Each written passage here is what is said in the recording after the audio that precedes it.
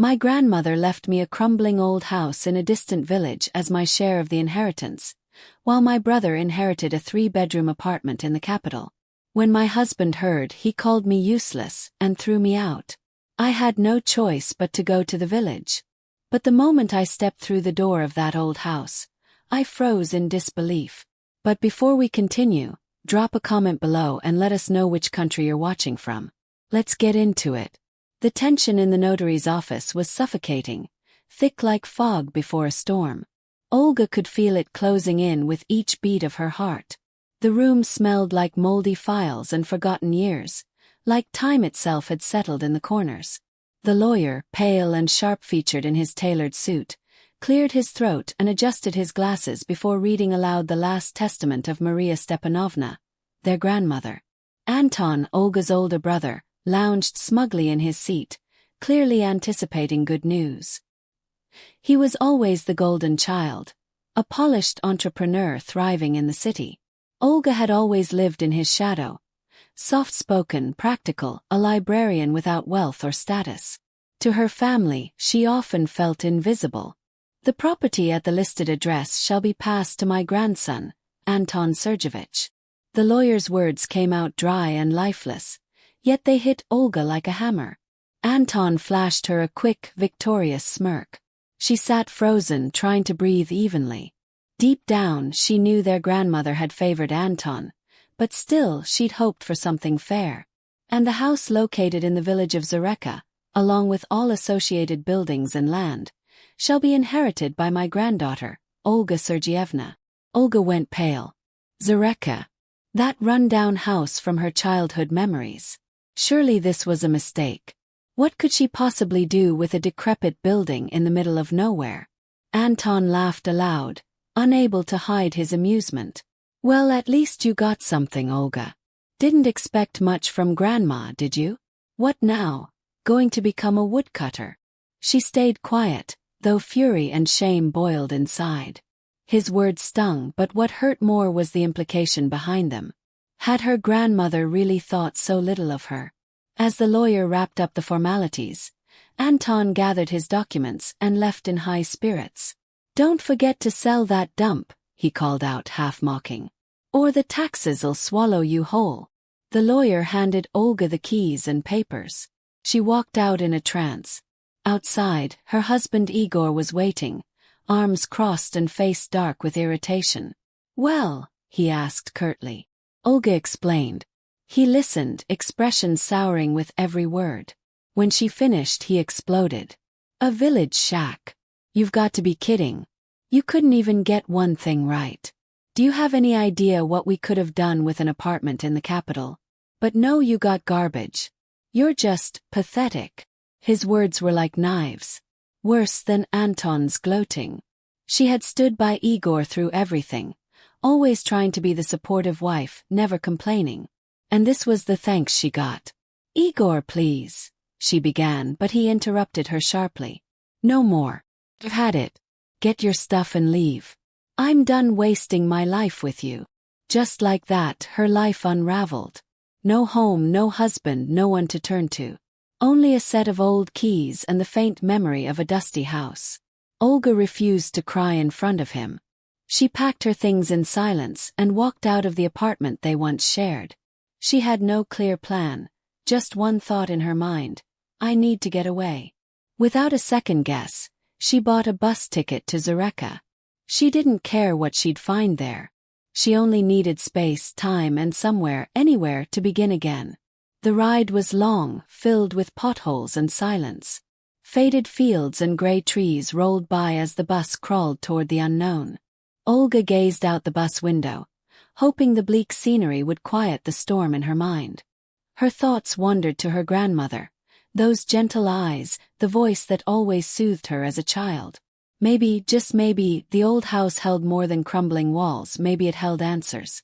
A clue to who she really was. A way forward. By the time the bus pulled into Zareka, evening had draped the village in a somber hush. Silence greeted her like an old ghost. The homes were hunched and weary, their exteriors worn by time and neglect. Everything felt paused, suspended in a forgotten chapter. Olga stepped down from the bus, suitcase in hand, and scanned her surroundings. There it was, the house, distant but unmistakable. It sat cloaked in shadow, surrounded by an unruly tangle of weeds and bushes. The garden was overgrown, the windows dark. The house looked like it had given up waiting. Her heart fluttered with nerves as she trudged up the dirt path. The closer she came, the heavier her footsteps felt. Doubt clung to her like a fog. What was she doing here? Could a place like this offer her any kind of future? She walked around the house, taking it in. It was a shell of its former self. Peeling paint, sagging eaves, wooden boards faded and cracked. It looked like a home that had been forgotten even by its own memories. Olga braced herself before stepping inside, expecting mold and rot. But instead, she was met with a surprising calm. The interior was tidy, even serene. Dust lingered in the air, but the space was cared for, as if someone had kept it alive in secret. It wasn't abandonment, it was waiting. The furniture, though clearly old, stood strong. A faint scent of aged wood and time filled the room. The walls were lined with yellowed photos, faces she didn't recognize, frozen in black and white smiles and solemn gazes. Generations, she realized. Pieces of her past she had never known. As she wandered through the house, a barely noticeable door in a far corner caught her eye. It blended almost seamlessly with the wall. Just a slight gap in the woodwork gave it away. Olga gripped the handle and pulled. It resisted. The lock was rusted stiff. With a grunt, she forced it open. The hinges groaned in protest, their screech slicing through the quiet. She expected a dusty closet. What she found was something entirely different. A hidden room, lined floor to ceiling with books. Shelves crammed with spines of all shapes and colors. Some were wrapped in worn leather, others in faded cloth or fragile paper. There were no windows, only a few vents in the upper corners, keeping the air surprisingly dry and breathable. Olga froze in place, speechless. A library. Here. She stepped inside slowly, as though crossing into sacred ground. Her fingers brushed over the books, the textures changing with each one. The smell, rich with ink, paper, and time, wrapped around her like a cloak. She had never seen anything like it. Her grandmother, a village woman in every sense, who had quietly gardened, baked, and sewn, had kept this hidden treasure. A lifetime of knowledge tucked away behind a disguised door. There were books in Russian, French, German, even Latin and Greek. Olga's schooling came back to her in flickers. She picked up an aged leather volume. Its spine creaked as she opened it. A printing date. 1497. Her breath caught. She sank into the mystery of it all, hours passing unnoticed as she ran her hand across pages that had outlived empires. These weren't just books, they were legacy. Her grandmother had left something more than a house. She had left a map to understanding herself. Later, still brimming with questions, Olga searched the rest of the house. In the basement, a space she expected to be damp and crumbling, she found it surprisingly intact. Dry. Solid.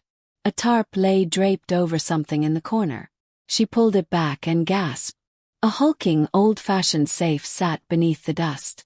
Cold metal, heavy presence, and a combination dial that hadn't turned in years. Olga tried, but the door didn't budge. She sat back thinking. Her grandmother had always remembered birthdays. Every grandchild's, every great-grandchild's. It was one of her many endearing habits. The idea came suddenly, like a whisper in her mind. She leaned forward and turned the dial. Her own birthday. Olga entered her birth date and slowly turned the dial. A soft click broke the silence. The safe creaked open. Inside lay bundles of old letters, sepia-toned photographs, brittle documents, and worn notebooks, all carefully stacked, tied with faded ribbons. Olga's pulse quickened. She didn't know what she expected, but it certainly wasn't this. Hidden archive. A trove of her grandmother's legacy. She reached for the letters first, their paper yellowed and delicate with time. As she unfolded the topmost one, the familiar scent of age and lavender drifted up, her grandmother's scent. Tears pricked her eyes. The handwriting was unmistakable. Slanted, graceful, and steady. It took her back to childhood afternoons at the kitchen table. Her grandmother patiently teaching her to write. My dear Alina, my beloved granddaughter. If you're reading this, I am no longer in this world. And I imagine you're filled with questions. Why did your brother receive the apartment in the city? And you, an old house far from everything? Olga sat still, as if the letter had frozen time around her. Every word seemed to echo her thoughts and hidden wounds. This wasn't an easy decision. I searched my heart for fairness, but I've come to understand. Fairness is not always equality. It's recognizing what each person needs and what they value. Her grandmother explained what Olga had always suspected but never dared believe. Anton had always been a stranger to the family's history, chasing wealth, power, and recognition. The apartment was his path, simple and transactional. Maria had known he would likely sell it. That was his choice. But Olga, she was different. You, Alina, were always the one who listened, who noticed, who asked about those who came before. You have roots that go deeper than blood. They connect to memory, to story, to the soul of this land. Do you remember how we used to read old books by the fire? How your eyes lit up when I told you the legends of our ancestors? A sob rose in Olga's throat. She did remember. The warmth of her grandmother's lap, the flicker of firelight on the pages, the hush of snow outside. Those moments had felt like magic. Now she knew they had also been a kind of preparation. This house is more than timber and stone. It's a living archive. It holds the breath of those who came before us, their joys and griefs, their whispered prayers. I entrusted it to you not because it was all I could give, but because it was everything that mattered. Olga turned to the next envelope, her hands trembling. It contained a list of names, booksellers, historians, appraisers, a map of who to trust. Her grandmother had thought of everything. There were catalogs, hand-annotated pages, and letters from scholars who had visited in secret. One letter, stamped with the seal of a now-defunct university, described the library as a singularly preserved relic of pre-revolutionary thought. Another bore the signature of a famous antiquarian, praising the collection's cultural value. Some of the documents revealed astonishing provenance. A cluster of books once belonged to a noble family that had owned the estate in the 19th century. One ledger noted that several volumes had been gifted by Emperor Alexander II himself, with a detailed notation of the imperial bookplate still visible inside the covers. The realization settled slowly over Olga like snowfall. This wasn't just a hidden library. It was a sanctuary of heritage, entrusted to her. Sacred charge. Her inheritance wasn't measured in square footage or monetary worth. It was the story of a family, preserved in ink and dust and the quiet hope that someone would remember. And now that someone was her. Gradually, Olga began to understand the true weight of her inheritance. This wasn't just a collection of antique books. It was a legacy of immense cultural and historical value. And it was hers now. But what moved her most weren't the catalogs or signatures of emperors. It was the photographs. In a worn leather album, she found dozens of snapshots. Herself as a young girl beside her grandmother, Maria Stepanovna. There they were, walking hand in hand through the forest, picking mushrooms, collecting berries. Sitting by the riverbank, fishing in silence. Laughing in the kitchen, faces flour-dusted as they baked pies. One photo stopped her cold. She was no older than 5, nestled in Maria's lap, eyes wide with wonder as her grandmother read aloud from a storybook. Her own face glowed with trust. Her grandmother's gaze was soft, radiant with pride. And that was when Olga finally broke. Tears spilled over, hot, unstoppable, washing away years of resentment and confusion. But they weren't tears of pain. They were tears of recognition. Recognition that she hadn't been forgotten or overlooked. She had been seen. She had been loved. Fiercely, wholly, unconditionally. Her grandmother hadn't merely left her a house or a library. She had left her a calling, purpose. With trembling fingers, Olga turned another page. Every image now seemed to whisper the same truth. You belong here. And suddenly she knew with utter certainty that her place was here, in Zurichi. In this quiet house, in this quiet village. Here she would find not just history but healing. Here she would grow into herself. She made a decision. She would not sell the house. The thought rooted itself in her chest, firm and immovable. She would stay. She would breathe life back into these tired walls. Not for profit. Not to prove anything to anyone. But for herself. For the little girl in the photo who had trusted so completely in her grandmother's love. The first step was restoration. At first, the locals eyed her warily. But as they watched her clean the steps, repaint the windows, and talk gently to the cat that had made the porch its home, they began to soften. An elderly neighbor, Agafia, offered tea and a recommendation. Yvonne's your man, she said. From the next village. Golden hands. Treats old things like they've still got a pulse. Yvonne was taciturn but respectful. After a long inspection he nodded. She's old.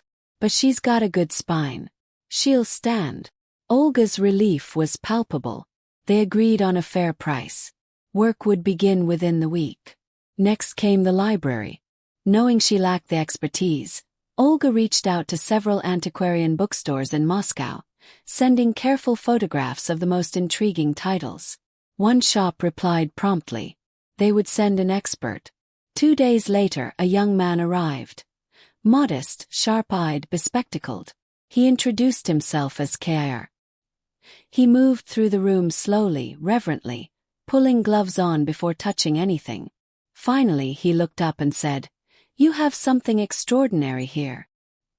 He pointed to a leather-bound tome with a faded crest. This alone could fetch enough for a spacious apartment in the capital. Olga stared. Just one book. Kr nodded. And there are many more like it. Some even rarer. He explained the possibilities. Auctions, donations, partnerships with museums. Even the idea of transforming the house into a cultural retreat or small museum. Olga thanked him but asked for time. She needed to understand not just what she had, but what she wanted to do with it. That same evening, she found a name in the worn address book from the safe. Uncle Petya, the son of her grandmother's lifelong friend. He dialed. "Little Olenka," came the delighted voice on the other end. Maria Stepanovna always said the greatest wealth isn't money, it's memory. She told him everything. He listened patiently. "Your grandmother was right to choose you," he said. "And you're not alone. I'll help you. With papers, contacts, whatever you need." Later, as twilight wrapped around the village, her phone buzzed again. Anton. "Hey Olga. How's life in the sticks?" She smiled. "Peaceful. How's your apartment?" There was a pause. "Fine. Listen, maybe we got off on the wrong foot about the inheritance. If we, I don't know, switch. I take the house, you get the apartment." Olga's smile widened. "I've thought about that too. And I've decided I'm exactly where I'm meant to be. But it's just a wreck," he said. "There's nothing there." "There's everything here," she said softly. "Memory, love, legacy. I'm not trading that." He scoffed. "Suit yourself. Don't come crying to me later." "I won't," she said, and hung up. She turned to the window. Outside, the firelight danced against the pane.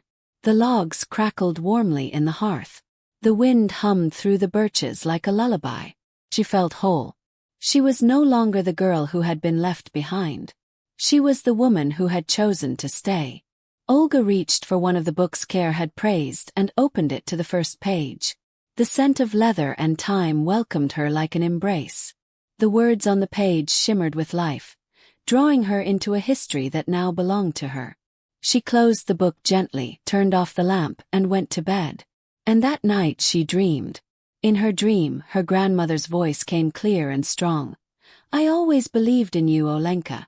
You were meant for this." And for the first time in years, Olga believed it too. She could do this. 'Cause she had love. She had purpose. And that was everything.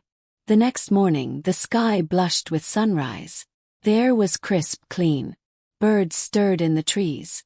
Olga stepped outside barefoot and inhaled deeply. The world felt alive. She smiled. This was just the beginning.